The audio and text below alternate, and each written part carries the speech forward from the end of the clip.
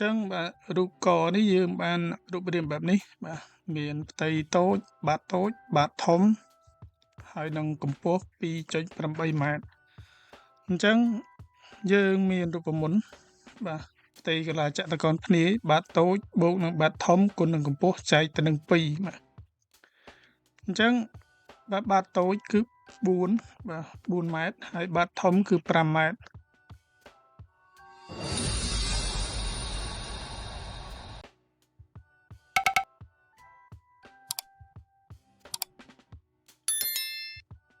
យើងចូលដល់អំពីមេរៀនមួយទាក់ទិនទៅនឹងផ្ទៃក្រឡាចតុកោណភ្នាយអញ្ចឹងមុននឹងធ្វើការបកស្រាយនៅលំហាត់អញ្ចឹងខ្ញុំធ្វើការបង្ហាញនៅមេរៀនខ្លះៗទាក់ទិនទៅនឹងបញ្ញត្តិឬក៏រូបមន្តដើម្បីយើងងាយស្រួលនៅក្នុងការដោះស្រាយលំហាត់អញ្ចឹងនៅក្នុងផ្ទៃក្រឡាចតុកោណភ្នាយអញ្ចឹងផ្ទៃខាងលើអញ្ចឹងនៅរូបខាងលើនេះគឺជាបាតអញ្ចឹងបាតមាន2នៅក្នុងមេរៀននេះបាទអញ្ចឹងបាតមួយតូចហើយបាតមួយទៀតគឺបាតធំបាទអញ្ចឹងបាទ2នេះគឺជាបាតតូចហើយ5នេះគឺជាបាតធំអញ្ចឹងយើងកំណត់លក្ខណៈណាមួយជាបាតធំក៏បានបាតតូចក៏បានបាទដោយសារបាតតូចយើងមើលទៅលើ2បាទ2នេះគឺ2ម៉ែត្រអញ្ចឹងបាតធំនេះគឺ5ម៉ែត្រហើយចំណែកឯកម្ពស់នេះគឺជាចំណុចប្រឈមមួយបាទហើយមានប្រវែង3ម៉ែត្រអញ្ចឹងនៅក្នុងមេរៀននេះអញ្ចឹងខ្ញុំសូមបង្ហាញត្រឹមតែប៉ុណ្្នេះទេបាទហើយដោយឡែកអ្វីដែលអ្នកទាំងអស់គ្នាឃើញនេះដោយសាររូបនេះ1ហើយពុះជា2អញ្ចឹងគេបាន1/2គុណនឹង3អញ្ចឹង3នេះគឺ3ម៉ែត្រគេគិតជាកម្ពស់ហើយបាតតូចនេះ2ម៉ែត្រហើយបាតធំគឺ5ម៉ែត្របាទអញ្ចឹងគេបាន1/2គុណនឹង3គុណនឹង7បាទអញ្ចឹងចម្លើយដែលគេ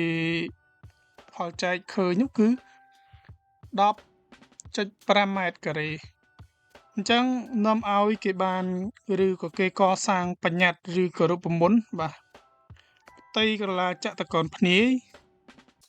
បាតតូចបូកនឹងបាតធំគុណនឹងកម្ពស់ចែកទៅនឹង2អញ្ចឹងបញ្ញត្តិឬក៏រូបមន្តមួយនេះបាទទាំងអស់គ្នាអាចធ្វើការទន្ទិញឲ្យចាំឬក៏ធ្វើការចងចាំ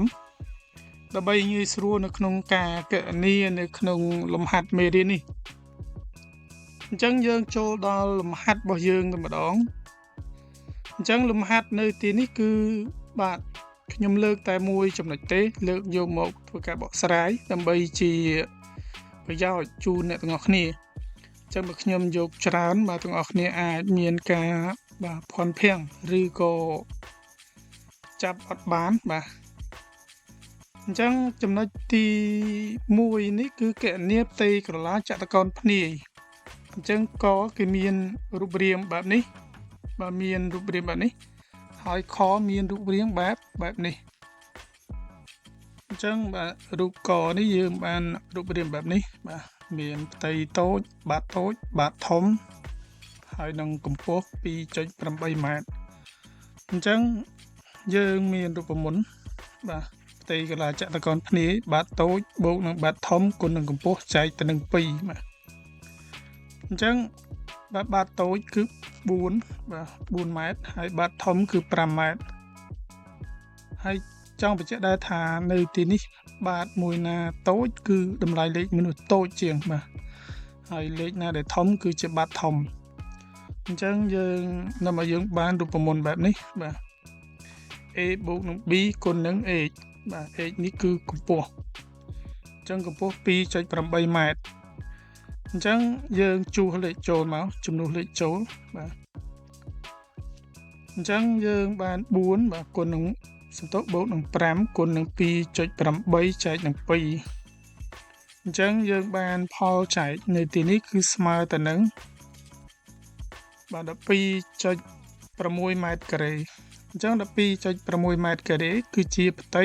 ក្រឡារបស់ចតុកោណភ្នាយបាទអញ្ចឹងនេះគឺជាចម្លើយនៅក្នុង ចំណុចករូបកអ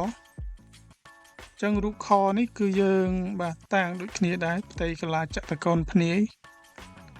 អញ្ចឹងនៅពេលដែលយើងដឹងរូបមន្តបែបនេះបាទយើងធ្វើការជួសលេខចូលមកអញ្ចឹងយើងមើលដែរថាបាតមួយណាតូចបាតមួយណាធំបាទអញ្ចឹង 3.2 ម៉ែត្រនេះគឺជាបាតតូចហើយចំណែកឯ 4.8 ម៉ែត្រនេះគឺជាបាតធំចំណែកឯកម្ពស់នោះគឺ3ម៉ែត្រអញ្ចឹងយើងជួសលេខចូលមកបាទអញ្ចឹងយើងជួសលេខចូលយើងបាទ 3.2 បូកនឹង 4.8 គុណនឹង3ហើយចែកទៅនឹង2អញ្ចឹងយើងបានផលចែកនៅទីនេះគឺស្មើទៅនឹងបាទ12ម៉ែត្រការ៉េអញ្ចឹងនេះគឺជាការបកស្រាយនៅក្នុងលំហាត់ទី1ទាក់ទិនទៅនឹងផ្ទៃក្រឡាចតុកោណភ្នាយហើយខ្ញុំសង្ឃឹមថាទាំងអស់គ្នានឹងអាចតាមដានហើយអាចយល់អំពីការគណនាផ្ទៃក្រឡាចតុកោណភ្នាយនេះបានអញ្ចឹងចុងក្រោយសូមអរគុណសូមគោរពលា